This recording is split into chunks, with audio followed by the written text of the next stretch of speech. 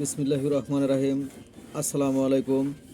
Saim digital sound ভিডিওর পক্ষ থেকে জানাই আপনাদের আন্তরিক সালাম ও অভিনন্দন। তো দেখুন, আজকে আমরা দেখাবো ডেল্টা পি 8001 সেট। তো সেটটার সমস্যা হলো এক সাইডে ওভারলোড বাতি জ্বলছে বা ক্লিপ বাতি ধরছে। তো এই জন্য আজকে আমরা নতুন একটা ভিডিও আবার আপনাদের মাঝে উপস্থাপন করার জন্য নতুন করে ভিডিও করতেছি। আমরা কিন্তু স্পিকারের সেটের তারটা কিন্তু সিরিজ লাইনে দিছি। এদিকে সিরিজ লাইনে সুইচ কিন্তু দেওয়া আছে, আর এদিকে কিন্তু আমরা এখন সেটের সুইচটা অন করব। তো দেখুন, অন করছি। অন করার পরে দেখুন এক সাইডে কিন্তু বাতি চলে গেছে, তো আর এক সাইডে বাতি কিন্তু জ্বলে আসছে। তো এই জন্য কিন্তু আপনার এ সাইড চলতেছে, বি সাইড চলতেছে না। তো এটা সমস্যার সমাধান করার জন্য কিন্তু আজকে আমরা নতুন একটা ভিডিও করতেছি। ইনশাল্লাহ সবাই ভিডিওর সাথে থাকুন। এটাকে খুলে নেব।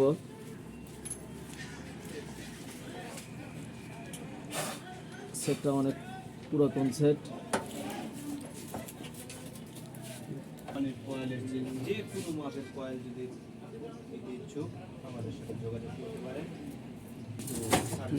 বন্ধ করা তোমার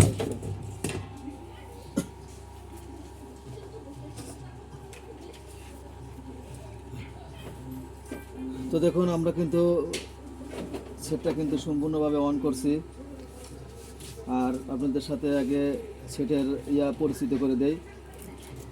তো এটা হলো আমাদের ক্যাপাসিটার বোর্ড বা ক্যাপাসিটার।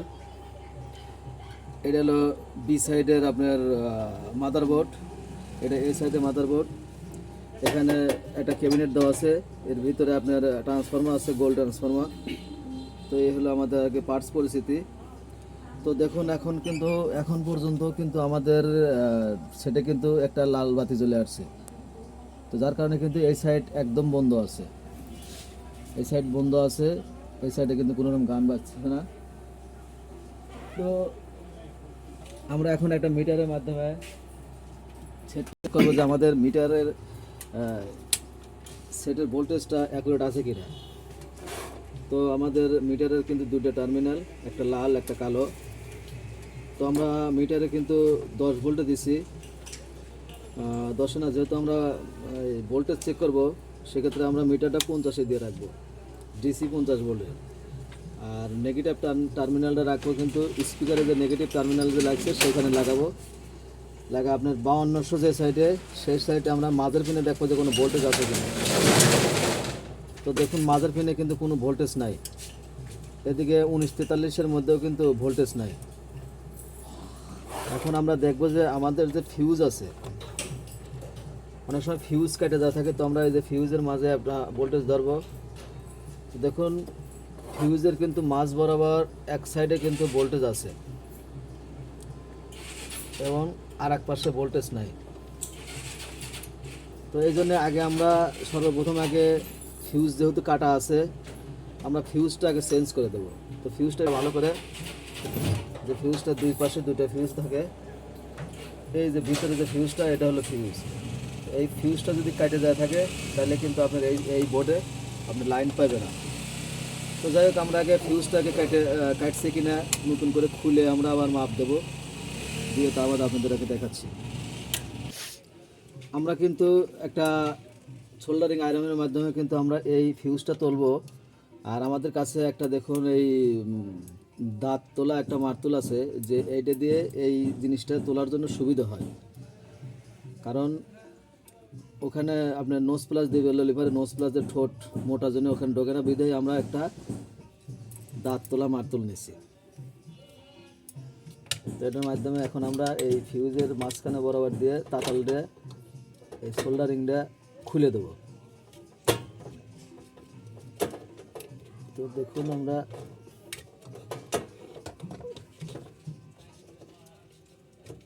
এই দেখুন সুন্দরভাবে কিন্তু খুলে নিয়ে আসছি। এই জন্য কিন্তু আমাদের এই যন্ত্রটা কিন্তু বিশেষ প্রয়োজন। খোলার সময় আমাদের ফিউজটা এক সাইড ভেঙে গেছে, তারপরও সমস্যা নেই, আমরা এখানে মাপ ধরবো। দেখুন, ফিউজটাই অরিজিনালি ফিউজ কেটে গেছে। তো ফিউজ যেহেতু কেটে গেছে, আর ফিউজটা কাটলে কিন্তু বেশিরভাগই আপনার এই ট্রানজিস্টর মারার সম্ভাবনা বেশি থাকে। তো এখন আমরা প্রথমে আগে একটা ফিউজ লাগা দিয়ে নতুন করে আবার টেস্ট করব। মানে সিরিজ লাইন অল টাইম কিন্তু আপনাদের যে কোনো সেট সমস্যায় হোক না কেন বা ভালো সেটে চেষ্টা করবেন আগে একটা সিরিজ লাইনে টেস্ট করার জন্য, 100 বাল্বদের সিরিজ লাইন দিয়ে টেস্ট করার জন্য। তো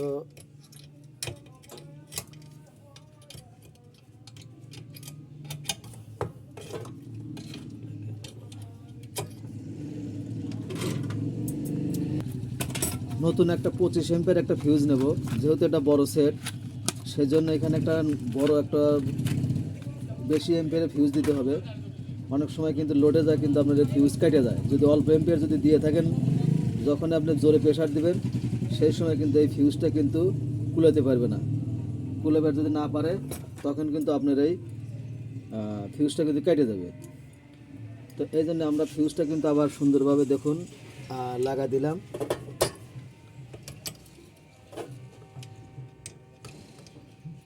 দেখুন আমরা লাগা দিলাম। এখন আমরা একটু সোল্ডারিং করে দেবো।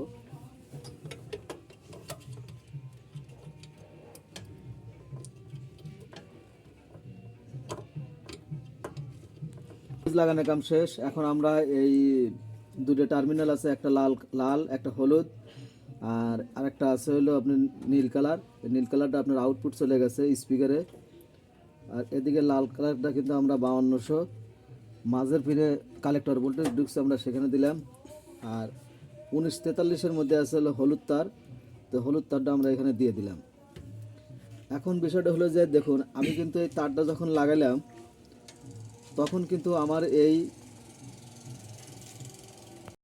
তখন যদি কোনো এই পাওয়ার সেকশনে কোনো কিছু যদি খারাপ থাকতো, হয়তো যদি ট্রানজিস্টর মারা যেত বা ক্যাপাসিটার মারা যেত, অথবা এখানে একটা ডায়োড আছে, ডায়োড যদি শর্ট থাকতো, তাইলে কিন্তু আমার এই লাল কালো যে তার আছে এই তারটা যদি আমরা যদি এইভাবে যদি লাগাইতাম, তো প্রথমে একটা লাগাবো, লাগানোর পরে যেই আর একটা যেই লাগাবো যাবো, যদি কোনো ট্রানজিস্টর বা শর্ট থাকে বা বোর্ডে যদি কোনো কিছু যদি শর্ট থাকে তখন এইটা লাগানোর সাথে সাথে কিন্তু আপনি ফটোস করে একটা ফায়ারিং মারবে।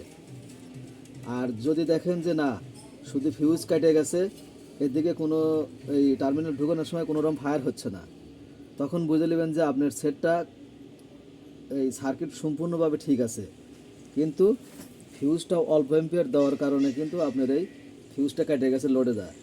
তো তারপরেও আমরা কিন্তু আবার লাগাই দেবো, লাগাই দিয়ে আপনাকে মাপ দিয়ে দেখাবো যে ঠিক আছে কিনা।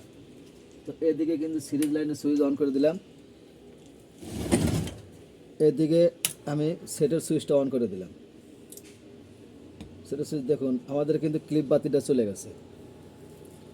তো দেখুন ক্লিপ বাতি কিন্তু চলে গেছে, আমাদের সেট কিন্তু সম্পূর্ণভাবে ঠিক আছে, কিন্তু তারপরেও আমরা একটু মাপ দিয়ে দেখে দেবো যে অনেক সময় দেখা যায় যে ক্লিপ বাতি চলে যায় তারপর আপনার সার্কিটে শর্ট থাকে।